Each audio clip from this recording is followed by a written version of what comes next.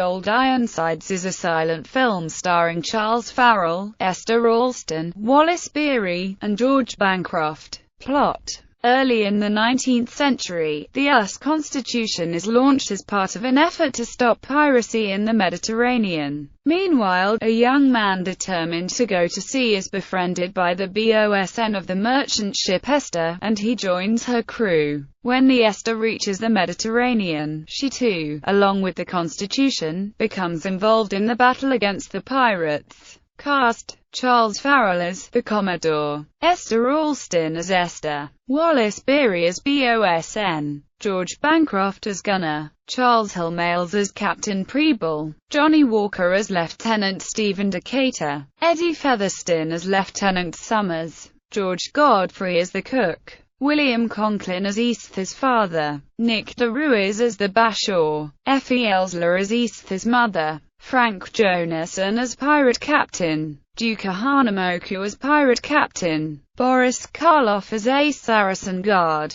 Fred Kohler as second mate. Gary Cooper was in the film as an extra. Production background: the movie was directed by James Cruise in a widescreen process that Paramount promoted as Magnascope. This lavish ocean-going epic features battle scenes with sailing ships and pirates. Beery would revisit the genre and play Long John Silver in Treasure Island 8 years later. Box office receipts from the premiere at the Rialto Theatre, disambiguation needed, went to the US Constitution Restoration Fund. Production: the main-built ship, Llewellyn J. Morse, was refitted as the US Constitution, a real 1886 ship.